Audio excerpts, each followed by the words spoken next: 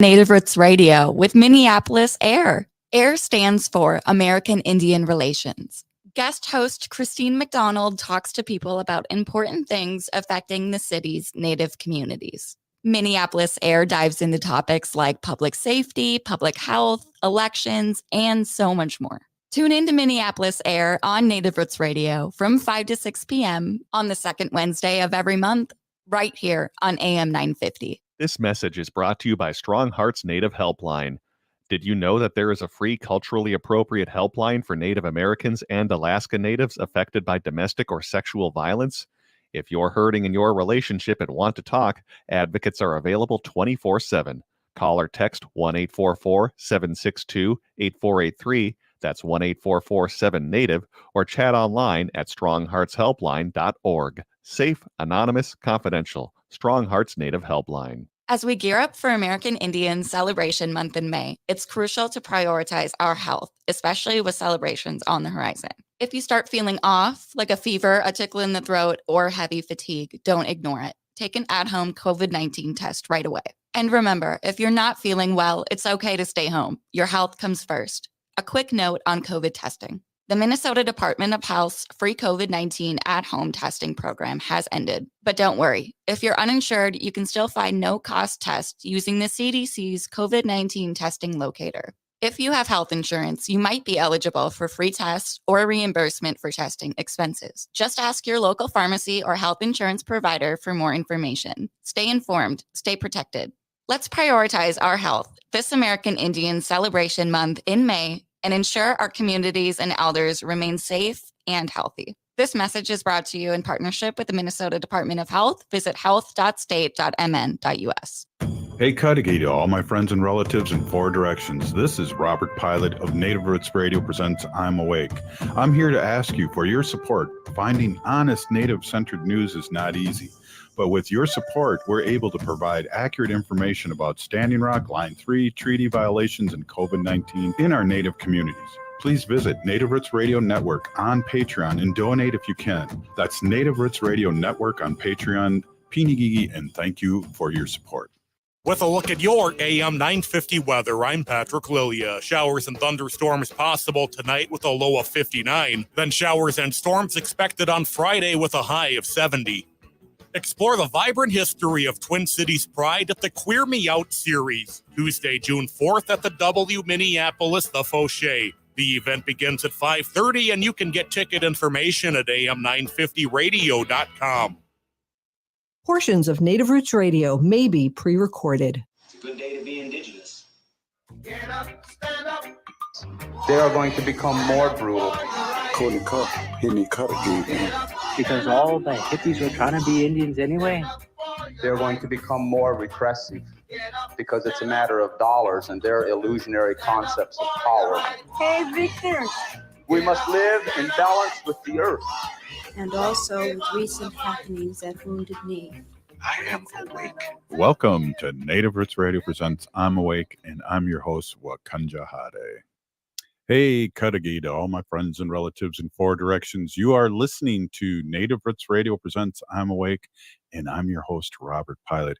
Hey, we discuss local, national, Native news and events. And as you know, Carr-Shunk, Native issues are human issues, and human issues are Native issues. Yes, you are right, Dega, and this portion of the show is supported by Native Roots Radio Network on Patreon. Well, tomorrow I want you to take a half a day off and celebrate with the family over here at Carr-Shunk. It's a very special day coming up. Yes, it is. It's going to be your birthday. Yeah. I would love to. You know, I'll be there. Right on, right on. The only thing that I wish it was more, my birthday was closer to Halloween, because I remember Halloween and our people that watch the show on Facebook and YouTube, you dressed up as me, and it was crazy. It was awesome. I know. We could have been twins. I could have been your Gemini twin. Yeah, exactly. Well, we got a big show here. We got Robert Lilligren coming up soon. And then we also have Governor Evers with his weekly check-in. And then we have, who else do we have? Haley, I missed the meeting before the show. That's okay. We're going to have Rachel Carr-Shunk back on with us, who is the Deputy Executive Officer of StrongHearts Native Helpline. We love StrongHearts. We love that whole concept and the way they help Native people all across Turtle Island. So it'll be great to touch base with her. Hey, before any ado, or what's that French word? Yeah. Ado? Oui? Something like that. Mosey-lawn means cut the grass in French. I didn't know that. Mosey-lawn, cut the grass. Okay, another dad joke that went over your head. Hey, that's why don't we take a listen to our governor from Wisconsin, the great state of Wisconsin, and thank goodness we have him here in Wisconsin, Governor Evers. Hey there, Native Roots Radio. Governor Tony Evers here with my weekly update. I'm excited this week to be traveling across Wisconsin celebrating National Travel and Tourism Week. Here in Wisconsin, we've got something for everybody, from the shores of Lake Superior to the stages at Summerfest. Wisconsin tourism industry is a big deal, folks. It's more than a $20 billion industry that supports over 100,000 jobs statewide. I'm proud of our work to support travel and tourism to bolster our state and local economies, like our investments to help expand the National Railroad Museum in Ashwaubenon and a new sports and convention center in Janesville. I'm also glad our last budget increased tourism support with about $34 million over the next 2 years to help raise Wisconsin's profile nationwide as a premier business, cultural, and recreational destination. This also included the largest increase in state history in marketing and advertising funds for the Department of Tourism to support a competitive marketing campaign to keep pace with and outpace our neighboring states. Folks, the success of Wisconsin's tourism industry is a testament to the hardworking business owners, service workers, and marketing partners across the state who always go above and beyond to showcase the best we have to offer. And thanks in large part to them, we have a lot to celebrate during National Travel and Tourism Week here in Wisconsin. From the Ice Age Trail officially being designated a national park and the NFL draft coming to Wisconsin in 2025, to the new Borealis train connecting St. Paul to Chicago, we're doing big things here in the Badger State. So head to travelwisconsin.com to find your next Wisconsin adventure. Happy National Travel and Tourism Week, Wisconsin. Thanks for listening. Back to you, Robert, and Native Roots Radio. Yeah, I can't wait to take that train from the St. Paul to Chicago. I know. Really cool. Yeah, me too. I've yet to be to Chicago, so maybe this will be my mode of transportation. Yeah, it's fun. I'm there too much. I'm on every 3 months. I have to be there, and I know they have that big bean. Hey, we have Robert Lilligren on, and I know Robert's traveling. Kind of sounds like he's traveling in a spaceship right now, but it's great to talk to Robert. Welcome to Native Roots Radio, Robert. Yeah, bonjour, Robert. Bonjour, Haley. Yeah, I've never done this from my car before, so I'm not sure how the sound is. I apologize. No, it sounds pretty good. And we can understand you, so that's great. It's great for you to check in. We haven't talked to you in a little bit, so did you happen to hear Governor Evers? I could hear. I apologize. I heard a bit, and I heard you and Haley talking about exciting new train from St. Paul to Chicago, from the Twin Cities to Chicago, which I think is a really exciting development for tourism and travel. Yeah, tourism too, and that's what the governor talked about. And I know you're really involved in Minneapolis with tourism. Maybe you can chime in a little bit about what's happening there. Well, yeah, so I serve on our Convention and Visitors Association board. It's called Meet Minneapolis. I'm actually chairing it this year. I'm the first Native chair in the history of the organization, which I'm kind of proud of. And there's just a lot going on. And, of course, the big hot thing are our Timberwolves, our pro basketball team. The Wolves are back, and we've got this great new tourism slogan that has emerged from Ant-Man, a Timberwolves player, They told Charles Barkley to bring your ass to Minnesota and to Minneapolis. Yeah, I was just Is that I was just at Rebel Inc. where we get our T-shirts done, and that was a free plug, Rebel Inc. So give me a discount. And they had hats and T-shirts out there that said that on their hats, and people were walking in. I love it. Them up. Yeah, I love it, and even our institutions picked it up. Our state tourism bureau, our state fair. I mean, these are old school institutions, and everyone's using "Bring Your Ass." Bring your ass to Minnesota, bring your ass to Minneapolis. Exactly. And eat. There's food plenty. We know that. Hey, we got a couple minutes left in this segment here, and I stopped at Powwow Grounds, which means I stop at All My Relations Arts at 1414 East Franklin Avenue. There's an alternative artist talk with Frank that's coming up. Right, yeah. The show is so powerful. I would encourage people to come and see it. Frank Buffalo Hyde is an artist, and he really has a perspective. He has some humor. He has some gore, but it really is powerful. And I think, Haley, do you have the date for the artist talk? I know it's coming up. Yeah, that'll be Friday, May 31st from 5 to 7. Great. If folks can make it, I'd encourage them to come down to All My Relations Arts. It's right in our little yellow building where Powwow Grounds Coffee Shop is, our offices, NACDI offices, right on the American Indian Cultural Corridor. It's going to be a good one. Yeah, Robert, we just voiced some ads for the big thing, the Big Four Sisters Market big grand opening. Talk a little bit about that. Yeah, and Haley, correct me if I'm wrong, but it's June 6th, the opening, correct? Yes. Yeah. So our organization works in the food sovereignty realm. Our two big signature projects are our Four Sisters Urban Farm and our Four Sisters Farmers Market, which lifts up native foods, native vendors, predominantly, and sometimes 100% women vendors. It's every Thursday from 11 to 3. Right there on Franklin Avenue, East Franklin, the American Indian Cultural Corridor. And it's a happening place.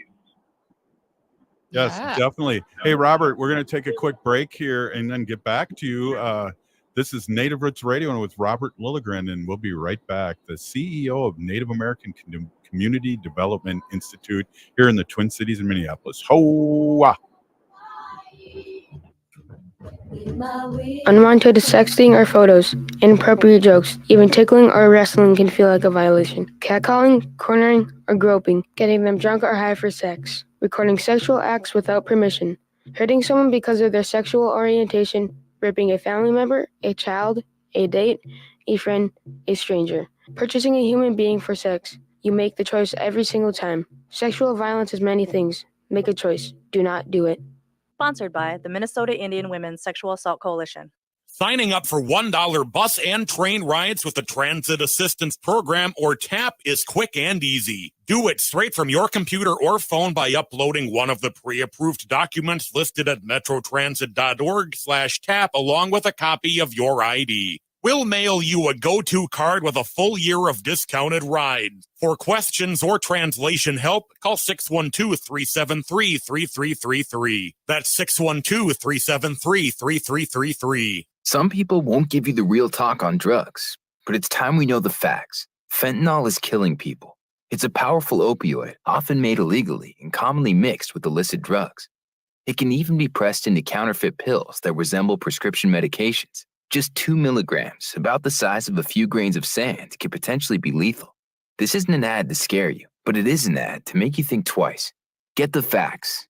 Go to realdealonfentanyl.com. This message is brought to you by the Ad Council. J&S Bean Factory is a native-owned, community-supported, cozy, artsy coffee shop which offers roasted on-site beans, live music, and baked goods. Relax in the beautiful outside patio. City Pages writes, voted top 10 coffee shops. Tucked into a quiet corner of St. Paul's Highland Park neighborhood, this coffee shop roasts beans on-site from the best coffee-growing countries in the world. Located at 1518 Randolph Avenue, St. Paul. The good stuff.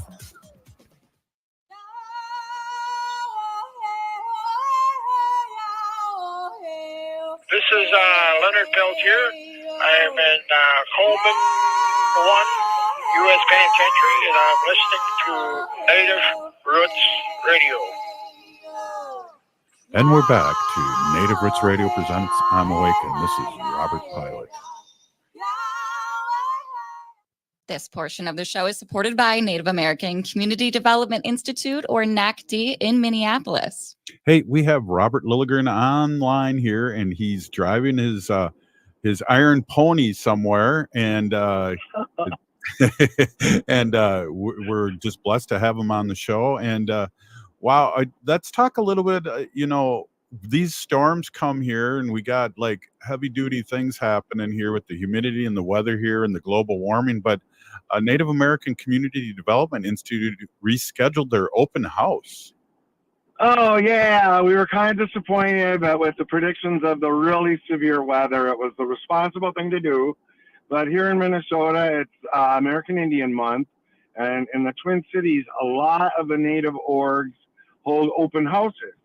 And they feed the community. They often have resource sort of tables and things like that. And it's just a really cool way of coming together. And so at NACDI, Native American Community Development Institute, ours is kind of more just a party.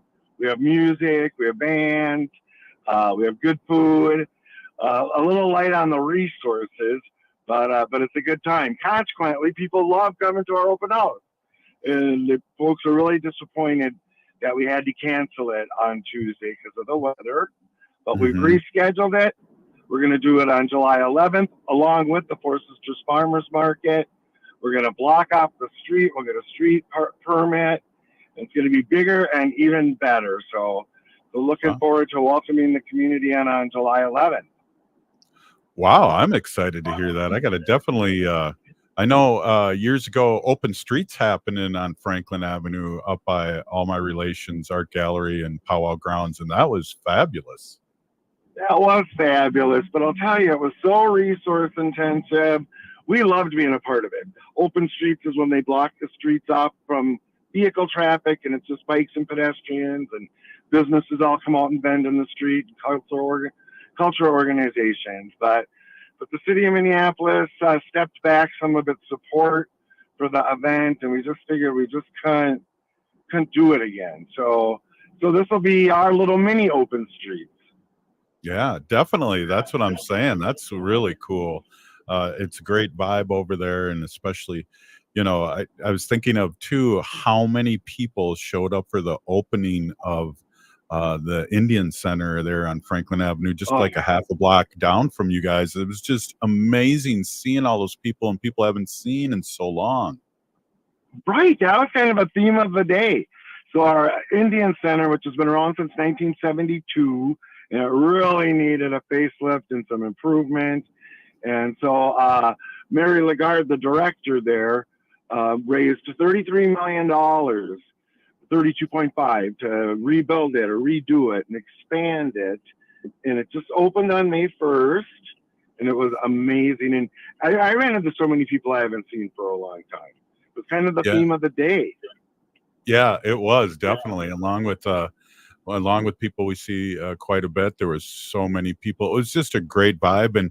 And what with that opening, it really opens up more of Franklin Avenue, the Native corridor, and more people coming and going and checking it out. I know there's things happening there. And I remember a lot, and I'll be doing it again when I'm on Franklin, is going back and forth, to Powwow Grounds and back to the Indian Center.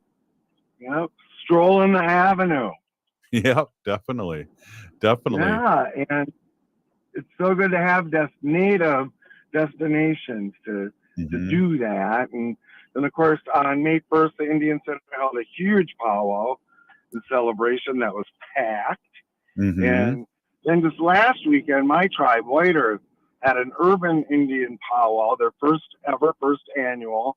And that was really nice. They're in the newly remodeled Indian Center. Yeah. So, I mean, when people do well. And, that's what I really like, the old Paul Wellstone saying. Yeah, I agree. We all do better. We all do better. And what was Yep. really encouraging at the White Earth Urban powwow was just to see how many people from different tribes came, not just to participate, but to support it, doing the administrative stuff, registering people, keeping the show going. And then there was an incredibly dedicated planning group that put the whole thing together. So very grateful, Chimigwech, to the community members who really stepped up. Yeah, that's what it's all about, is community. And speaking of which, we have an election coming up, and I know Native American Community Development Institute really supports, make voting a tradition. And I wish I would have made that up. That's such a great saying. It is great. Earlier, NACDI, Make Voting a Tradition, MVAT, as we call it internally, has been around for, it must be almost 10 years. And an earlier NACDI employee, Ashley Fairbanks, generated the idea, generated the name, and it has really caught on. And like we do with a lot of our sort of branded stuff at NACDI, we don't copyright it or take proprietary rights, because we want other people to pick this stuff up and go with it. So with Make Voting a Tradition, that's an example of that. And I got to tell you, Ash, I got to tell you, Robert and Haley, we have interest of that statewide, nationally, and even internationally. It's viewed as such a successful example. The multi-generational approach to engaging Native people, not just in voting, but in politics and policy in general, and it's been phenomenally successful. Right, definitely. And I want to kind of switch gears here, Robert. And I know we have never really talked about this, but the scary stuff that the Republicans are bringing up, and I've heard about it, but now I've been kind of reading and studying it a little more the last couple of weeks about the 2025. Are you familiar with that doctrine from the Republicans? Oh, yeah, the policy initiatives that they're hoping to generate in 2025. Yeah. Is that what you're talking about? Yes. Yeah, scary stuff. And talk about going backwards. And again, that's why making voting a tradition and getting boots on the ground and getting people activated about what's going on in this election. And, we had our friend on, Arvina, yesterday, and we talk about Arvina Martin, and we talk about how just the news, the media is just worried about clicks. They don't care if they're putting out new correct information at all. So it's really great that you're on and that we can do this on civic media and also AM 950 across Turtle Island here. So I know we always talk a little politics, but I just want to give you a big shout out on that, because people listen for different reasons of the show, but I know we talk a lot of politics when you and I are talking. Right, and I appreciate the platform. I appreciate all you do, Robert, all you do, Haley, to support this kind of conversation. Of course, at NACDI, we're a nonprofit. We're nonpartisan. We can't tell people who to vote for, but we can certainly support them getting involved. People have to make their own decisions.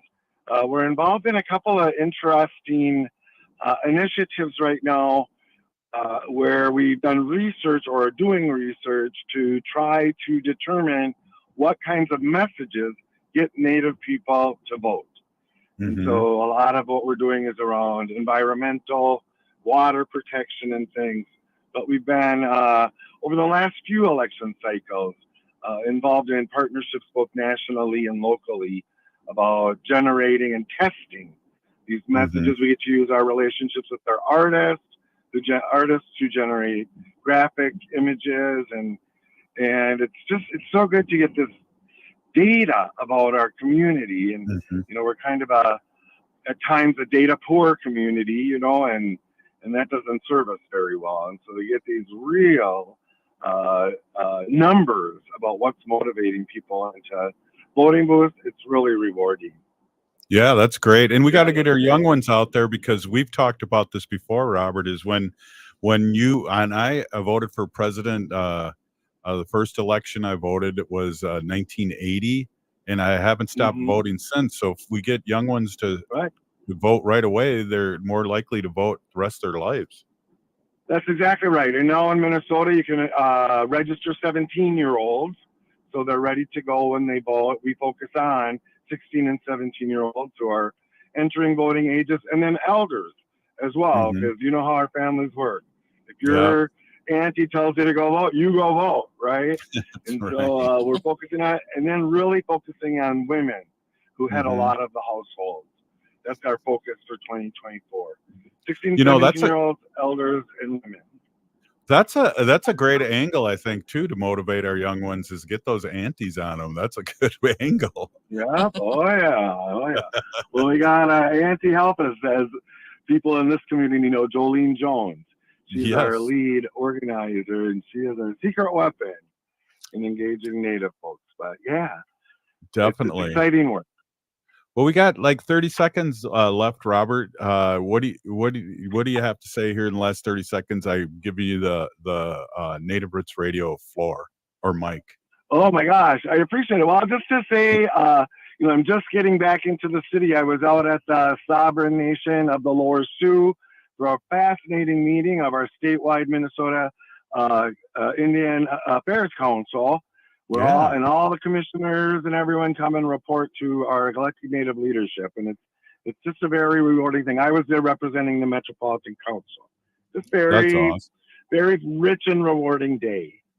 That's awesome, and I love Shannon Gishek, an old friend of mine that helps with that, and it's great to hear. Robert, Big Peanut. Shannon was the ringmaster of. Shannon was the ringmaster of the whole event.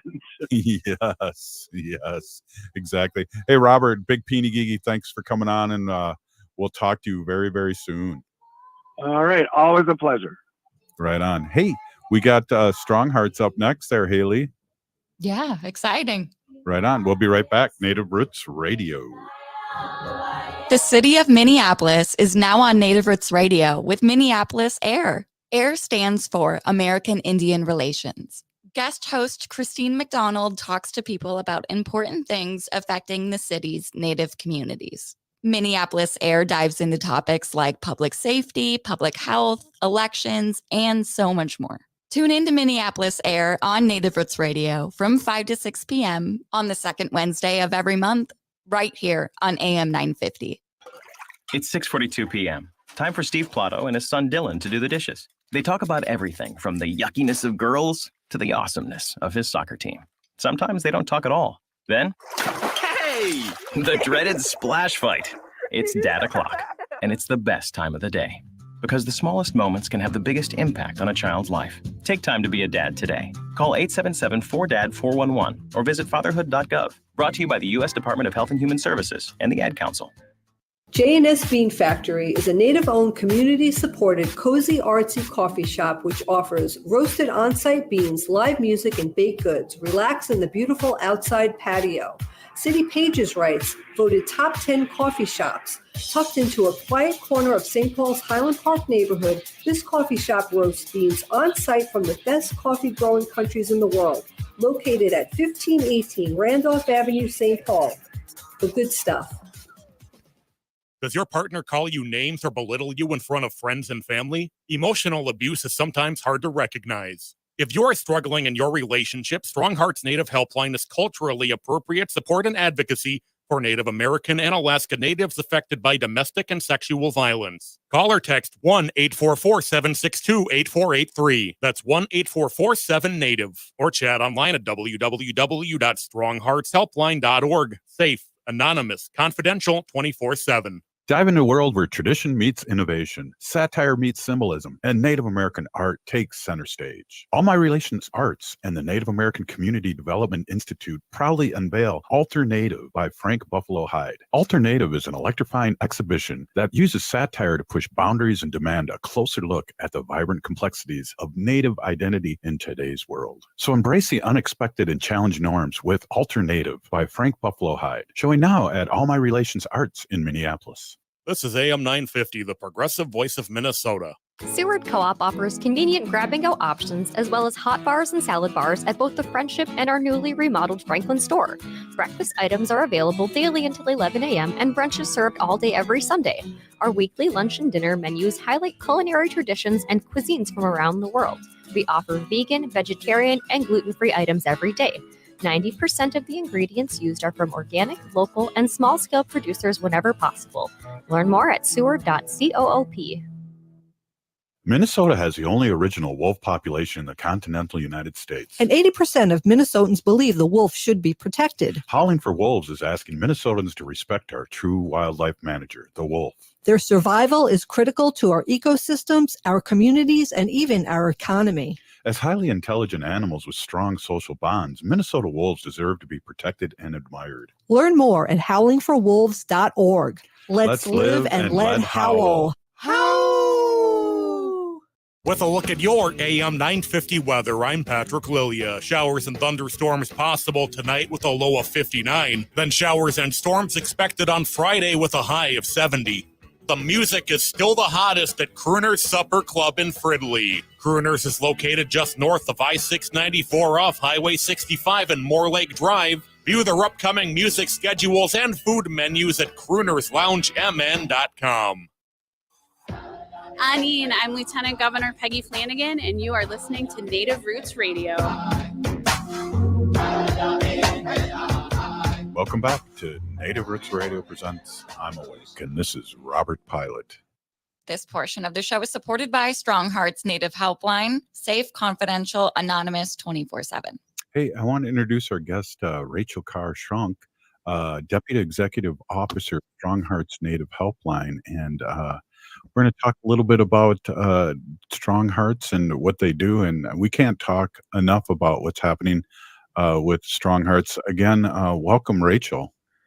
Hi, guys. So happy to be back here. And yeah, I'm excited to chat some more.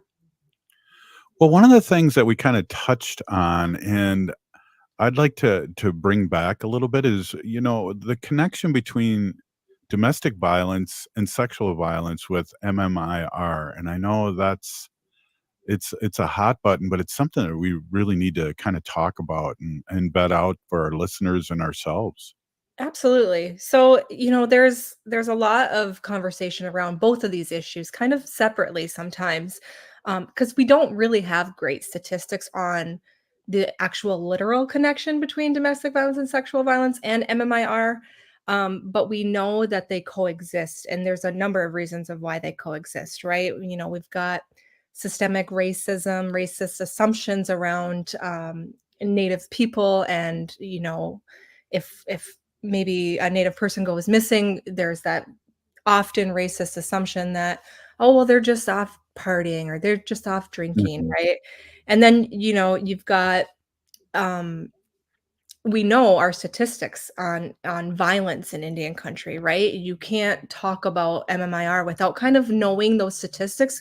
And some of those statistics come right from the National Institute of Justice, and they say more than 4 in 5 American Indian and Alaska Native adults experience violence, intimate partner violence, and over half of all Native women experience sexual violence in their lifetime. So we know we have these high rates of violence, right? And then when you think of the other issues that are unique to American Indian or Alaska Native people, we think about our lack of criminal jurisdiction that exists in Indian country when a non-Native perpetrator uses violence or commits a crime, and our tribes are unable to hold that offender accountable, right? So there's those kind of all intersecting issues that impact and lead to the high incidence of MMIR. Yeah, you know, one of the things you just mentioned there too, and we've talked about the great work of StrongHearts, is that, you know, one of the statistics you were talking about is like, you know, how it's kind of affects the family, 4 out of 5, I believe you said. And what's great about StrongHearts is that you can be anonymous, you know, and we joke about this in my tribe and my nation, but this is a real thing. We're all related. So you get that moccasin, you get afraid of that moccasin highway or smoke signals, and you want to talk freely, and you feel like you can't. Sure, absolutely. And that's the language that we use at StrongHearts. We talk about everyone who calls us as our relative, and while we recognize that we are all related, and we have these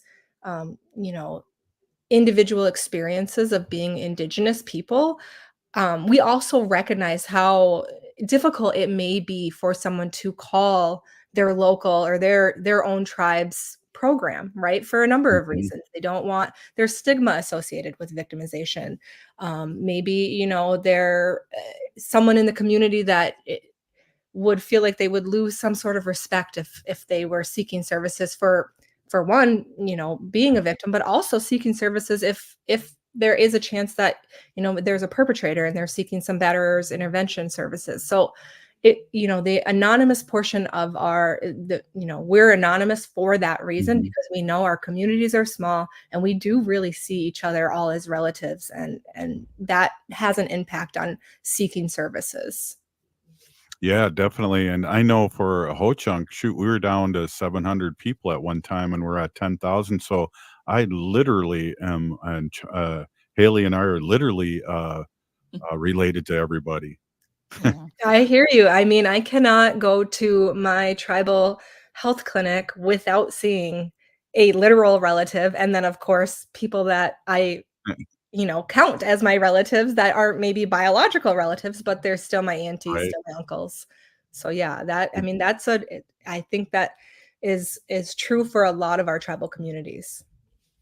Well, let's get a little deeper here too. I wanna know, I just touched a little bit on, the anonymous, portion, but what role does StrongHearts play? And I know the expansion over 7 years, and it always warms my heart when I think about that because we all started at the same time. Native Roots Radio basically started around the same time, and your growth has been, phenomenal.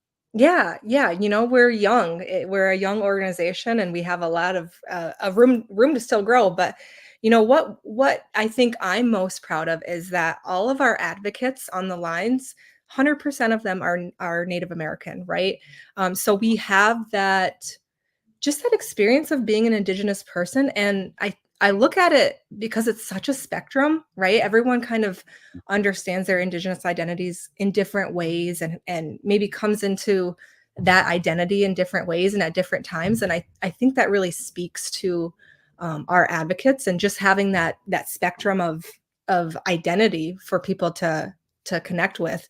And then, you know, our advocates are trained and have you know, extensive training in historical trauma and intergenerational trauma, jurisdictional issues, all of these things that make it unique as a survivor of violence, as an Indigenous person. It's a really unique experience, and our advocates are one, they're trained in it, and often there's the lived experience, right, of being an Indigenous Mhm. person. I think, you know, when we think about Indigenous identity, we think about representation and how important that is for everything, right? For government, for leadership, for media.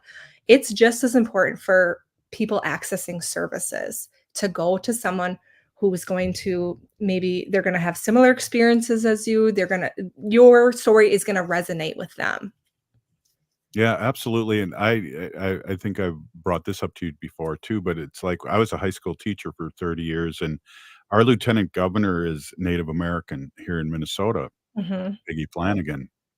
And, whenever I'd see her, I'd say, "Thank you," because my students are able to see somebody look like them in a high office, and I think that's what we're kinda talking about too, is that we have Native Americans picking up the helpline phone and that do know, that don't need to be trained in as the Right. the caller training in and saying, "This is no, this is what we do, not that, or we can't do this," and Haley, I'm wondering if you don't mind because I forget here is to just pop up the number and the website real quick. And if you have Yeah. anything else to say too, Haley. Okay. Well, thank you, Pinagigi. Yeah, the number for Strong Hearts Native Helpline is 1-844-7-NATIVE. That's 1-844-762-8483. Or you can chat online at strongheartshelpline.org. Yeah, you have anything to add, Haley? I know I was told a long, long time ago by an advocate that at a powwow, you said you look at 1 out of 3 people that are dancing out there, and they've been sexually abused, and that kind of floored me, when Mm. I heard those statistics. Yeah, well, it's definitely true. And like, I mean, I'll be honest. Well, we're being honest here all week, I guess. But, I'm one of those numbers. And I think like going through therapy and reaching out for support. And in my experience, I've worked with a cultural native representative person and also a non-native person. And I can clearly see the differences in between care and just like the support. And it is like working with a non-native person. You kind of have to explain like, well, it's more than just me experiencing this, because it's, my aunties or my grandma, my great grandma also went through the same thing. So Mhm. it's really just a lot more than what I'm going through. Yeah, good words. Yeah, I think you really hit the nail on the head there. It's just when Native folks have to, victims, survivors have to, explain that kind of stuff that just is kind of innate to our Indigenous advocates. That really puts a hardship on them. And honestly, there is a lack of trust in a lot of these non-native systems for many good reasons, and I think we don't even have time to discuss all of those reasons. But there's that lack of trust. So, our advocates are, all Indigenous, all Native American, are ready to listen, to hear survivors, to offer any kind of resources that exist in our database, and just to be, a relative to listen and hear their stories. Yeah, really a big peeny gigi Haley. I didn't mean to put you out on the spot like that, but I know No, it's okay. cool that, our women talk to each other about these things. And I think this is a Yeah. great platform too. So again, peeny gigi Haley. You're Yeah. so Well, right. of course, just being honest and, like, I think that's a great example of like it can happen to anyone and it can happen to people and, just really more Native women than you would think. Yeah, Absolutely. and I don't know, and I don't wanna get too deep in this because it's a political statement, and is that I feel like right now at this time in history, we're taking a few steps back as a country, and I want to, make sure that we amplify this and that these things are real. And it's an interesting thing. I hear people still these days blaming victims, and at StrongHearts, there's a solution there. And I always want to bring this up, Rachel, too, about the animals, because I can't. Some people have to stay, think they have to stay because they got a pet there, and that's used as a pawn a lot of times by the partner or the Absolutely. perpetrator. Yeah, no, there are a lot of tactics that perpetrators use to continue that the use of violence and to continue that power and control, to keep a survivor, in line and in the home or in that relationship, right? And so our advocates they're trained in all of those tactics, and to kind of help survivors think through some of that and really determine, okay, this is unhealthy. This is a tactic that is used against me.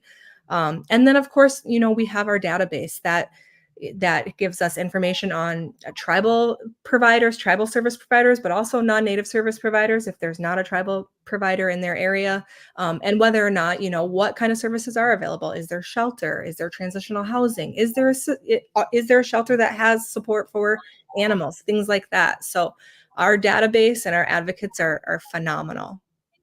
Great. We'll talk a little bit more about that. Rachel, we're here with Strong Hearts, and we'll be right back. Native Roots Radio.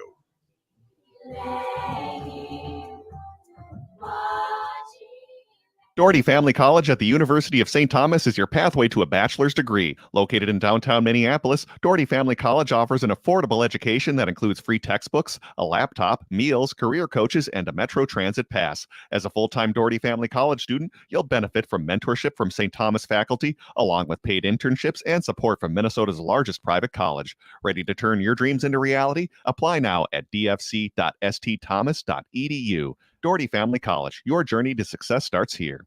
As nature awakens this spring, let's awaken to the call of protection. Native brothers and sisters, let's bloom together by getting vaccinated against COVID-19.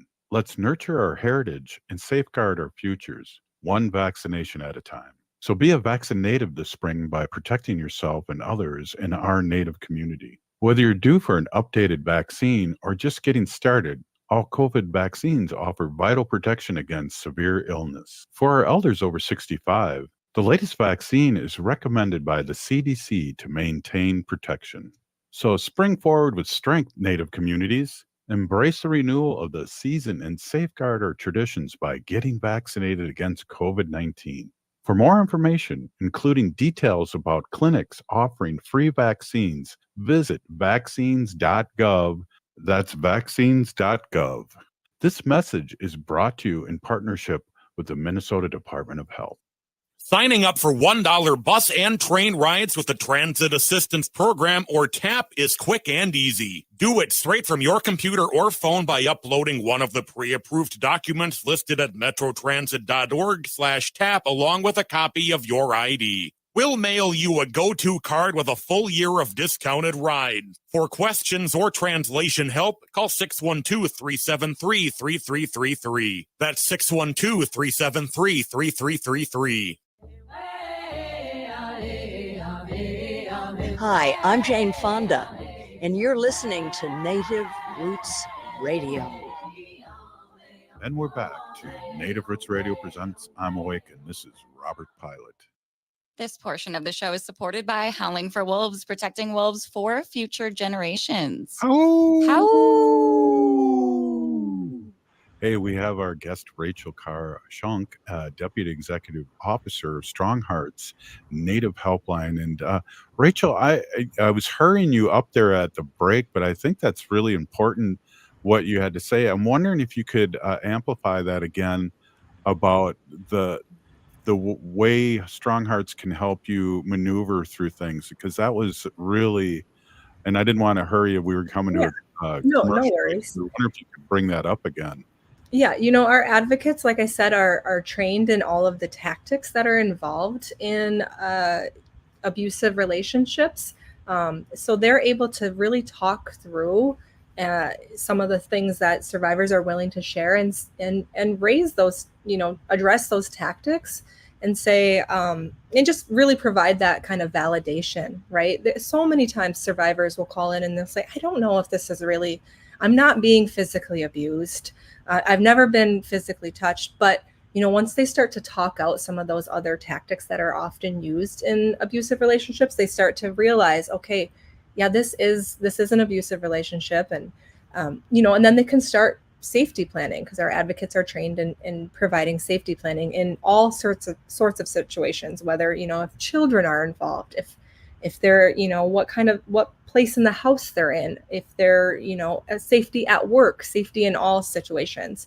And then of course we have access to our provider database, which includes Native and non-Native providers that can do some more direct services that survivors often need when they are ready to either leave the relationship or make that determination on their own of whether or not that's something they're ready and willing to do.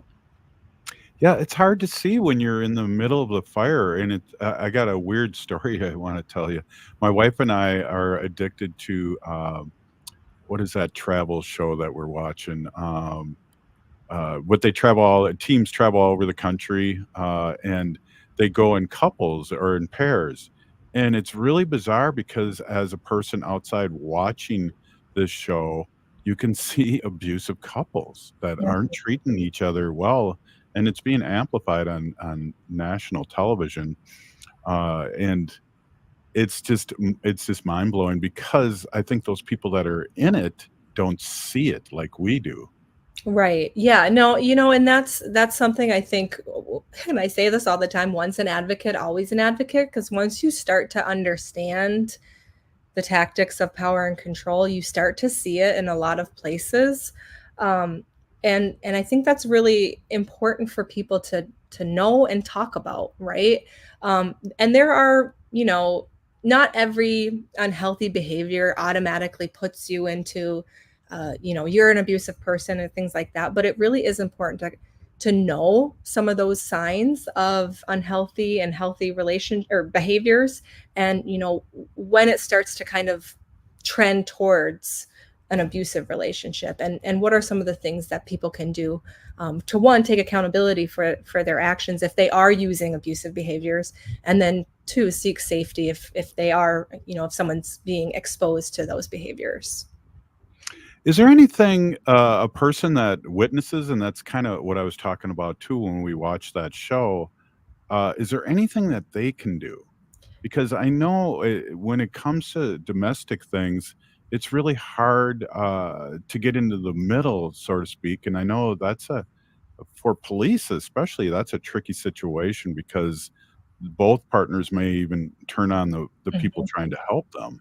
Absolutely. And that's something I should have said earlier too, is if you are in that helper situation, if you're a relative of someone that's being experiencing abuse, or a friend or a neighbor, you can call into our helpline as well and just kind of talk it out and see, are you I guess, are your spidey senses working, right? Are you really seeing this and really feeling this? And our advocates can talk through that with you and also give you some pointers and guidance on how to be a supportive person, right? And Mhm. it's tricky. It's not an easy situation. It's not always black and white, like, yes or no, this is Mhm. how it's going to be. It really does take talking through with our advocates and thinking of ways to be supportive to our relatives who are experiencing violence and harm. Yeah, that show is Amazing Race. I couldn't think of the name, but Wendy and I think are addicted to that show because now we're going backwards and watching 2022 when COVID hit, and it's just, I guess that's another show, but it's weird because you can spot it, Mhm. and it's hard to spot when you're amongst or when you're in it, and you can Yeah. see that.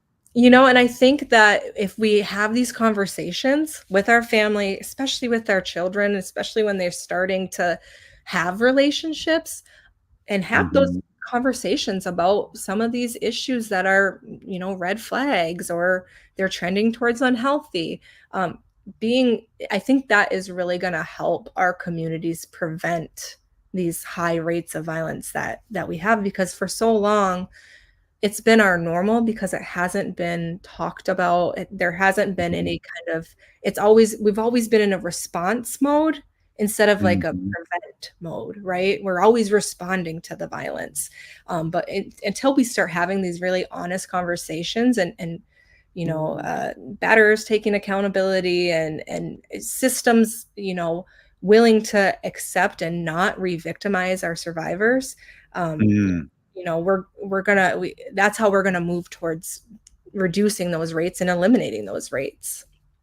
Wow, wow, well said. I just want to say to any males listening, especially our native males out there, is that we do have to teach our young boys how to treat people, and women especially, because the colonized way is to do all this abuse stuff, and we women lead the way in every activity that we've had over the last 500 years and probably 10,000 years.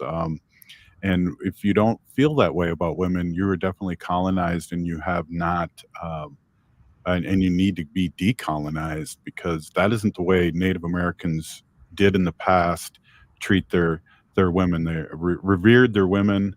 The women, even in the 60s and 70s, we talked like Madonna Thunderhawk, who was a big OG back then. The women led the way.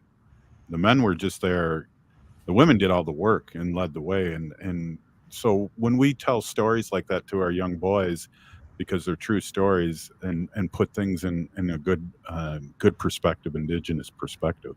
Absolutely. We talk a lot about violence is not our way of life. It's not our tradition. And that Mhm. really is a foundational belief for Strong Hearts and for our advocates, that this is not the way that we should be living. And we have mutual respect for every person, every living being, or Mother Earth, or Mhm. everything, right? So I definitely agree with that, and I think our advocates are all on the same page. And we take calls from, like I said, people that are experiencing abuse, people who may be using abusive behaviors or tactics, helpers, and men, women, two-spirit people. We are accepting calls from anyone, and we're always ready to talk and kind of talk through some of these issues and refer out if that's something that the survivor or the folks calling need. Wow, Rachel Carr-Shunk, thank you so much, Big Peeny Gigi, for coming on, and it's always a great reminder. Our discussions are really important year round, and I really appreciate you coming on. Maybe Haley, we could just shoot out for our listening audience the website and the phone number real quick. Yeah, 1-844-7-NATIVE or 1-844-762-8483 or chat online at strongheartshelpline.org. Big Peeny Gigi, thank you, Rachel. Thank you. Really important show. Hey, we're still here. We are the seventh generation. And free Leonard Peltier now.